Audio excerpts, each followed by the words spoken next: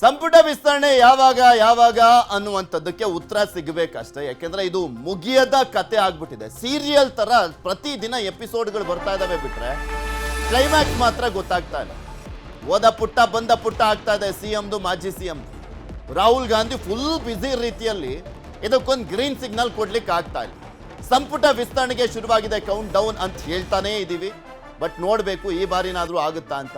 ಇದು ಸಿಎಂ, ಮಾಜಿ ಸಿಎಂ ದೆಹಲಿಗೆ ಪ್ರಯಾಣ, ನಾಳೆ ರಾಹುಲ್ ಗಾಂಧಿ ಜೊತೆ ಫೈನಲ್ ಸಭೆ ಅನ್ನುವಂಥದ್ದನ್ನ ಕಳೆದ 1 ತಿಂಗಳಿಂದ ನೋಡ್ತಾ ಇದ್ದೀವಿ.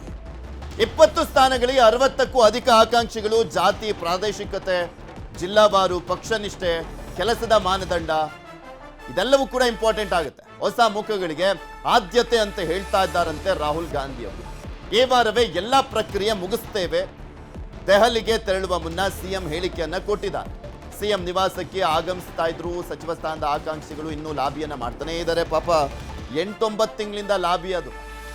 DK ಶಿವಕುಮಾರ್ ಮುಖ್ಯಮಂತ್ರಿ ಆದಾಗಿಂದ ಅಲ್ಲ, ಸಿದ್ದರಾಮಯ್ಯನವರು ಮುಖ್ಯಮಂತ್ರಿ ಆಗಿದ್ದಂತ ಸಂದರ್ಭದಿಂದಲೂ ಕೂಡ ಲಾಬಿಯನ್ನ ಮಾಡಿದ್ದೇ ಬಂತು. ಪತ್ರಗಳೆಲ್ಲ ಬರೆದಿದ್ರು, ಪತ್ರಗಳೆಲ್ಲ ವೈರಲ್ ಆಗಿದ್ವು. ಬಟ್ ಅದಕ್ಕೆ ಸಂಪುಟ ಪುನಾರಚನೆಯೂ ಆಗಿಲ್ಲ ಸಿದ್ದರಾಮಯ್ಯನವ್ರ ಗೌರ್ಮೆಂಟ್ ಅಲ್ಲಿ. DK ಬಂದ ಮೇಲೆ ಅದು ವಿಸ್ತರಣೆನೂ ಕೂಡ ಆಗ್ತಾನೆ ಇಲ್ಲ. ದಿನದಿಂದ ದಿನಕ್ಕೆ ಮುಂದೂಡಿಕೆ ಆಗ್ತಾನೇ ಬರ್ತಾ ಇದೆ.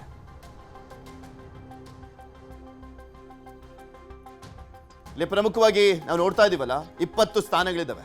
ಕಂಪ್ಲೀಟ್ ಆಗಿ 20 ಸ್ಥಾನಗಳನ್ನು ಕೂಡ ಭರ್ತಿ ಮಾಡಲಾಗುತ್ತಾ ಅಥವಾ 18 ಸ್ಥಾನಗಳನ್ನ ಮಾತ್ರ ಭರ್ತಿ ಮಾಡ್ತಾರ?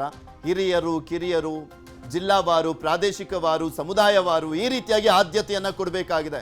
ಸ್ಪೆಷಲಿ 2028ರ ವಿಧಾನಸಭೆ ಎಲೆಕ್ಷನ್ಗೆ ಈ ಸಂಪುಟ ವಿಸ್ತರಣೆ ತುಂಬಾ ಇಂಪಾರ್ಟೆಂಟ್ ಆಗುತ್ತೆ. ಅದರ ಜೊತೆಗೆ ಸಂಪುಟ ವಿಸ್ತರಣೆ ಮಾಡುವಂಥದ್ದು ಮಾತ್ರ ಸವಾಲಲ್ಲ, ಸಂಪುಟ ವಿಸ್ತರಣೆ ಆದ ಬಳಿಕ ಸಚಿವ ಸ್ಥಾನ ಮಿಸ್ ಆದಂಥವ್ರನ್ನ ಯಾವ ರೀತಿಯಾಗಿ ಸಮಾಧಾನ ಮಾಡಬೇಕು ಅನ್ನುವಂಥದ್ರ ಬಗ್ಗೆನೂ ಕೂಡ ಈಗಲೇ ಬ್ಲೂ ಪ್ರಿಂಟ್ ರೆಡಿ ಆಗಬೇಕಾಗಿದೆ.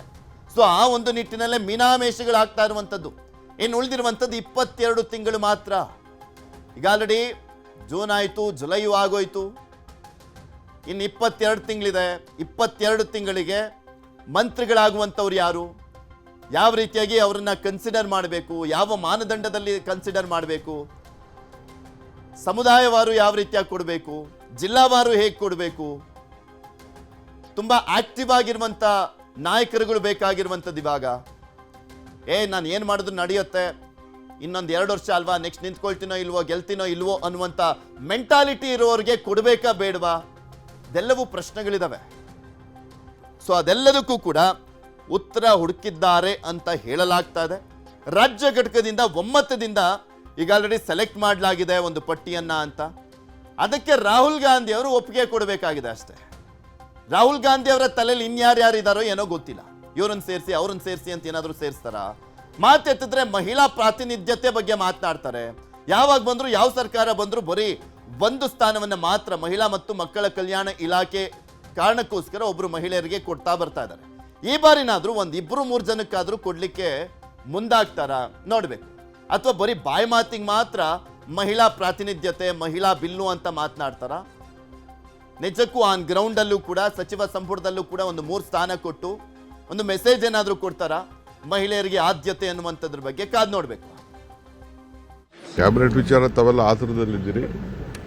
ಐ ಥಿಂಕ್ ಈ ವಾರದೊಳಗೆ ಕಂಪ್ಲೀಟ್ ನಾನು ಎಲ್ಲ ಎಕ್ಸೈಸ್ನ ಫೈನಲೈಸ್ ಮಾಡ್ತೀನಿ. ಕ್ಯಾಬಿನೆಟ್ ವಿಚಾರ ತಾವೆಲ್ಲ ಆತುರದಲ್ಲಿದ್ದೀರಿ. ಐ ಥಿಂಕ್ ಈ ವಾರದೊಳಗೆ ಕಂಪ್ಲೀಟ್ ನಾನು ಎಲ್ಲ ಎಕ್ಸೈಸ್ನ ಫೈನಲೈಸ್. ಇದೆಲ್ಲದ್ರ ಬಗ್ಗೆ ಇನ್ನಷ್ಟು ಮಾಹಿತಿಯನ್ನು ಪಡ್ಕೊಳ್ತಾ ಹೋಗೋಣ. ನಮ್ಮ ಪ್ರತಿನಿಧಿ ಕಾರ್ತಿಕ್ ನಮ್ಮ ಜೊತೆ ನೇರ ಸಂಪರ್ಕದಲ್ಲಿದ್ದಾರೆ. ಕಾರ್ತಿಕ್, ಮುಖ್ಯಮಂತ್ರಿಗಳು ಹೇಳ್ತಾ ಇದ್ರು ಕ್ಯಾಬಿನೆಟ್ ವಿಸ್ತರಣೆ ವಿಚಾರದಲ್ಲಿ ತಾವೆಲ್ಲ ಆತುರವಾಗಿದ್ದೀರಾ ಅಂತ. ನಾವೆಲ್ಲ ಆತುರವಾಗಿರೋದು, ಅವ್ರ ಶಾಸಕರುಗಳ ಆತುರದಲ್ಲಿದ್ದಾರೆ, ಇವ್ರ ಆತುರದಲ್ಲಿದ್ದಾರೆ, ಬೇಗ ಮಾಡಬೇಕು ಅನ್ನುವಂಥ ನಿಟ್ಟಿನಲ್ಲಿ ಜನರ ಆಕ್ರೋಶ ಮತ್ತೊಂದು ಕಡೆ ಇರುವಂಥದ್ದು. ಅಟ್ಲೀಸ್ಟ್ ಈ ವಾರನಾದ್ರೂ ಫೈನಲ್ ಆಗಿ ಸಂಪುಟ ವಿಸ್ತರಣೆ ಆಗುತ್ತಾ?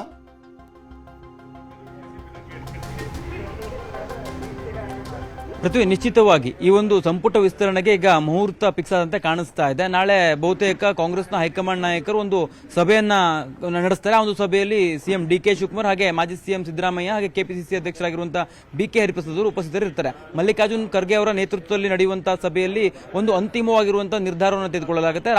ರಾಹುಲ್ ಗಾಂಧಿ ಅವರ ಉಪಸ್ಥಿತಿಯು ಕೂಡ ಒಂದು ಸಭೆಯಲ್ಲಿ ಇರುತ್ತೆ. ಪ್ರಮುಖವಾಗಿ ಈಗಾಗಲೇ ಯಾರನ್ನ ಆಯ್ಕೆ ಮಾಡಬೇಕು ಅನ್ನುವಂಥ ನಿಟ್ಟಿನಲ್ಲಿ ಒಂದಿಷ್ಟು ಚರ್ಚೆಗಳು ಈ ಹಿಂದೆಯೂ ಕೂಡ ನಡೆದಿತ್ತು. ಆ ಸಂದರ್ಭದಲ್ಲಿ ರಾಹುಲ್ ಗಾಂಧಿ ಅವರು ಬಹುತೇಕ ಬಹುತೇಕವಾಗಿ ಒಂದಿಷ್ಟು ಮಾನದಂಡಗಳನ್ನು ಆಧರಿಸಿ ಹೊಸಬರಿಗೆ ಅವಕಾಶವನ್ನ ಹೆಚ್ಚಾಗಿ ಕೊಡಬೇಕು ಅನ್ನುವಂಥ ರೀತಿಯಲ್ಲಿ ಕೂಡ ಅವರು ಹೇಳಿದ್ರು. ಈ ಒಂದು ಹಿನ್ನೆಲೆಯಲ್ಲಿ ಇವತ್ತು ಏನು ಈಗಾಗಲೇ ಸಿಎಂ ಡಿ ಕೆ ಶಿವಕುಮಾರ್ ಅವರು ದೆಹಲಿಯತ್ತ ಪ್ರಯಾಣವನ್ನು ಕೂಡ ಬೆಳೆಸಿರ್ತಕ್ಕಂಥದ್ದು. ನಾಳೆ ಈ ಒಂದು ಸಂಪುಟ ವಿಸ್ತರಣೆಗೆ ಸಂಬಂಧಪಟ್ಟಂತೆ ಕಾಂಗ್ರೆಸ್ನ ಹೈಕಮಾಂಡ್ನ ಒಂದು ಸಭೆಯೂ ಕೂಡ ನಡೆಯಲಿಕ್ಕಿದೆ. ಆ ಒಂದು ಸಭೆಯಲ್ಲಿ ಬಹುತೇಕ ಒಂದು ಅಂತಿಮವಾಗಿರುವಂತಹ ನಿರ್ಧಾರಕ್ಕೆ ಬರುವಂತ ಎಲ್ಲಾ ಸಾಧ್ಯತೆಗಳು ಕೂಡ ಇರತಕ್ಕಂಥದ್ದು. ಈಗಾಗಲೇ ಈ ಒಂದು ಸಂಪುಟದಲ್ಲಿ ಯಾರಿಗೆ ಅವಕಾಶವನ್ನು ಕೊಡಬೇಕು, ಹೊಸಬರಿಗೆ ಎಷ್ಟು ಜನರಿಗೆ ಅವಕಾಶ ಕೊಡಬೇಕು, ಹಾಗೆ ಈ ಹಿಂದೆ ಸಚಿವರಾಗಿದ್ದಂಥವರಿಗೆ ಎಷ್ಟು ಜನರಿಗೆ ಅವಕಾಶವನ್ನು ಕೊಡಬೇಕು ಅನ್ನೋ ನಿಟ್ಟಿನಲ್ಲಿಯೂ ಕೂಡ ಚರ್ಚೆಗಳಿತ್ತು. ಜೊತೆಗೆ ಅದಕ್ಕೆ ಸಂಬಂಧಪಟ್ಟಂತೆ ರಾಹುಲ್ ಗಾಂಧಿ ಅವರು ಕೂಡ ಹೊಸ ಮುಖಕ್ಕೆ ಆದ್ಯತೆಯನ್ನು ಕೊಡಬೇಕು ಅನ್ನೋ ನಿಟ್ಟಿನಲ್ಲಿ ಸೂಚನೆಯನ್ನು ಕೂಡ ಕೊಟ್ಟಿದ್ರು, ಸಲಹೆಯನ್ನು ಕೂಡ ಕೊಟ್ಟಿದ್ರು. ಈ ಹಿನ್ನೆಲೆಯಲ್ಲಿ ಬಹುತೇಕ ಈ ಒಂದು 20 ಜನ ಸಚಿವರನ್ನ ಏನು ನೇಮಕ ಮಾಡಲಾಗತ್ತಲ್ಲ, ಅದರಲ್ಲಿ ಬಹುತೇಕ ಹೊಸಬರಿಗೆ ಆದ್ಯತೆಯನ್ನು ಕೊಡಲಾಗತ್ತೆ ಅನ್ನುವಂತ ಮಾತು ಕೂಡ ಇದೆ. ಅಂದ್ರೆ 2ಕ್ಕಿಂತ ಹೆಚ್ಚು ಬಾರಿ ಶಾಸಕರಾಗಿರ್ತಕ್ಕಂಥವ್ರು ಹಾಗೆ ಅರ್ಹತೆಯನ್ನು ಇರ್ತಕ್ಕಂಥ ಶಾಸಕರನ್ನ ಆಯ್ಕೆ ಮಾಡಬೇಕು ಅನ್ನೋ ನಿಟ್ಟಿನಲ್ಲಿಯೂ ಕೂಡ ಕಾಂಗ್ರೆಸ್ನ ಹೈಕಮಾಂಡ್ ಚಿಂತನೆಯನ್ನು ಮಾಡ್ಕೊಂಡಿರ್ತಕ್ಕಂಥದ್ದು.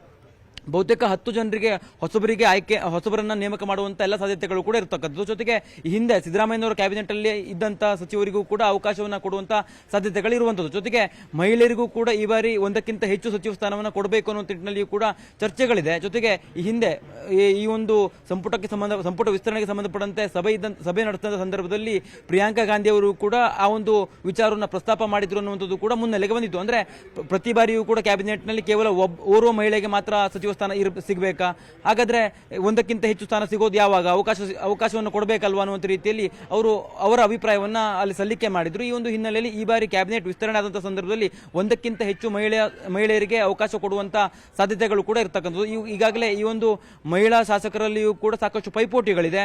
ಬಹುತೇಕವಾಗಿ ನಯನಾ ಮೋಟಮ್ಮ ಇರಬಹುದು, ಹಾಗೆ ಆರತಿ ಕೃಷ್ಣ MLC ಸೇರಿದಂತೆ ಇನ್ನಿತರರು ಆಕಾಂಕ್ಷಿಗಳಾಗಿದ್ದಾರೆ. ಲಕ್ಷ್ಮೀ ಹೆಬ್ಬಾಳ್ಕರ್ ಕೂಡ ಸಾಕಷ್ಟು ಪ್ರಯತ್ನಗಳು ಪಡ್ತಾ ಇದ್ದಾರೆ. ಈ ಬಾರಿಯೂ ಕೂಡ ನಾನು ಸಚಿವ ಸ್ಥಾನವನ್ನು ಗಳಿಸಿಕೊಳ್ಬೇಕು ಅನ್ನುವ ನಿಟ್ಟಿನಲ್ಲಿ ಈ ಎಲ್ಲ ಪೈಪೋಟಿಯ ನಡುವೆ ಈಗ ಒಂದು ಅಂತಿಮವಾಗಿರ್ತಕ್ಕಂಥ ನಿರ್ಧಾರವನ್ನು ಕಾಂಗ್ರೆಸ್ನ ಹೈಕಮಾಂಡ್ ತೆಗೆದುಕೊಳ್ಳುವಂತ ಎಲ್ಲ ಸಾಧ್ಯತೆಗಳಿರ್ತಕ್ಕಂಥ. ಜೊತೆಗೆ ನಾಳೆ ಈ ಒಂದು ಸಭೆ ನಡೆಯಲಿಕ್ಕಿರ್ತಕ್ಕಂಥ ಕಾರಣಕ್ಕಾಗಿ ನಾಳೆಯ ಸಭೆಯ ಮೇಲೆ ಆಕಾಂಕ್ಷಿಗಳ ಚಿತ್ತವೂ ಕೂಡ ಇರುವಂತದ್ದು. ಜೊತೆಗೆ ಕೊನೆ ಹಂತದ ಸರ್ಕಸ್ ಅನ್ನು ಮಾಡೋದಕ್ಕೆ ಈಗಾಗಲೇ ದೆಹಲಿಯಲ್ಲಿ ಸಾಕಷ್ಟು ಜನ ಆಕಾಂಕ್ಷಿಗಳು ಕೂಡ ಬೀಡು ಬಿಟ್ಟಿರುವಂತದ್ದು. ಪೃಥ್ವಿರಾಜ್, ಓಕೆ, ಧನ್ಯವಾದ ಕಾರ್ತಿಕ್ ನಿಮ್ಮೆಲ್ಲ ಮಾಹಿತಿಗಳು.